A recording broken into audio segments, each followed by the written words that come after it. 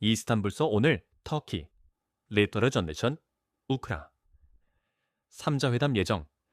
미, 나토 러시아 위원회. 부활 제안 러시아 타스 통신은 튀르키예 외무부 소식통을 인용하여 5월 16일 금요일 이스탄불에서 튀르키예 러시아 우크라이나 간의 3자 회담이 열릴 예정이라고 보도했습니다. 이 소식통은 미국, 우크라이나, 튀르키예 간 회담을 포함한 다양한 형식의 회의가 열릴 것이라며 러시아, 우크라이나, 튀르키예 간 3자 협상도 의제에 포함되어 있다고 전했습니다. 그러나 미국, 러시아, 우크라이나, 튀르키예가 참여하는 4자 회담 개최 여부는 아직 불투명하다고 덧붙였습니다. 우크라이나 측에서는 볼로디미르 젤렌스키 대통령이 당초 30일간의 휴전에 합의하지 않는 한 모스크바와의 협상 가능성을 일축했으나 도널드 트럼프 미국 대통령이 공개적으로 협상을 지지한 후 입장을 변경한 것으로 알려졌습니다. 한편 서방 언론들은 미국이 러시아와 우크라이나 간의 전쟁을 중재하기 위한 새로운 조건을 제시한 것으로 보인다고 보도했습니다.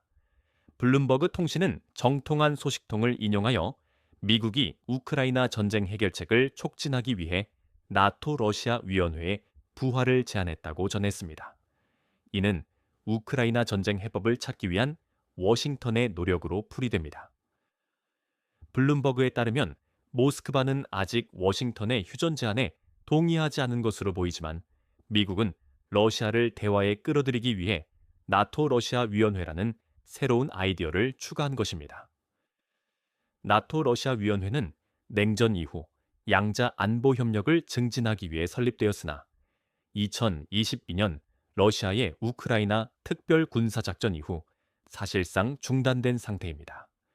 마지막 회의는 2022년 1월 12일 브뤼셀에서 열렸으며 당시 나토 회원국들은 러시아의 안보 보장 요구를 거부했습니다.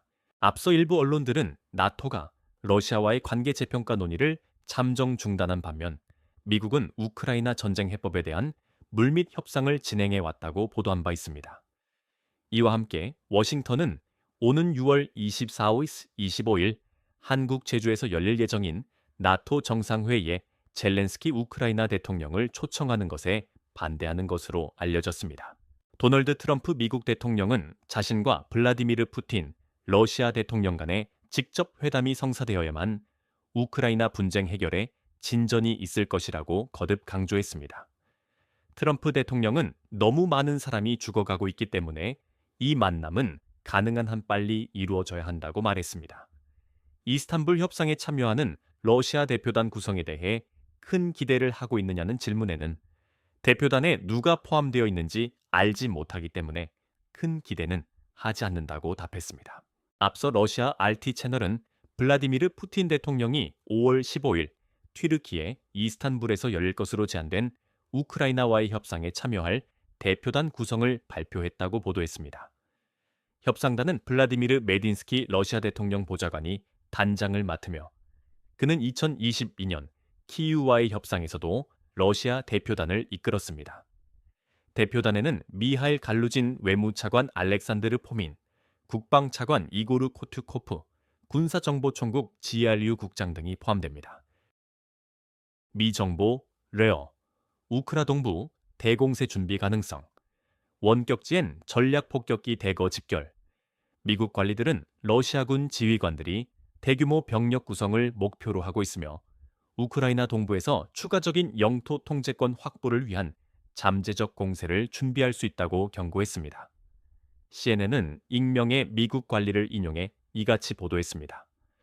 또 다른 미국 관리는 러시아가 키이우 외곽까지 점령 가능한 모든 영토를 확보하려 할 것이며 이를 위해 모든 노력을 기울일 것이라고 평가했습니다. 미국 관리들은 그러나 우크라이나의 무인기 UAV와 지뢰밭이 러시아군의 진격을 효과적으로 저지하고 있다고 믿고 있습니다. 이는 러시아가 우크라이나 동부와 러시아 쿠르스크 국경 지역에서 병력 우위를 점하고 있음에도 불구하고 나타나는 상황입니다.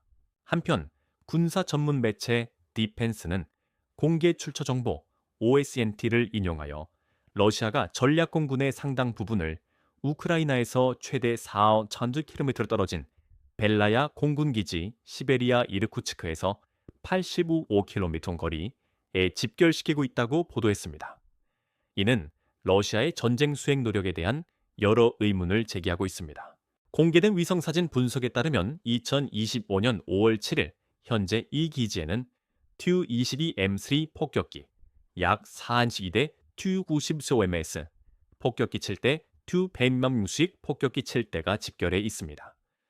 또한 MiG-31 항공기 26대의 존재도 확인되었으며 여기에는 킨잘 탄도미사일 탑재가 가능한 MiG-31과 표준 요격기인 MiG-31BM 등이 포함될 수 있습니다. 이외에도 N-모이토시묵 수송기 7대, 안보소미 수송기 1대 안배산인 임사 수송기 1대가 발견되었습니다.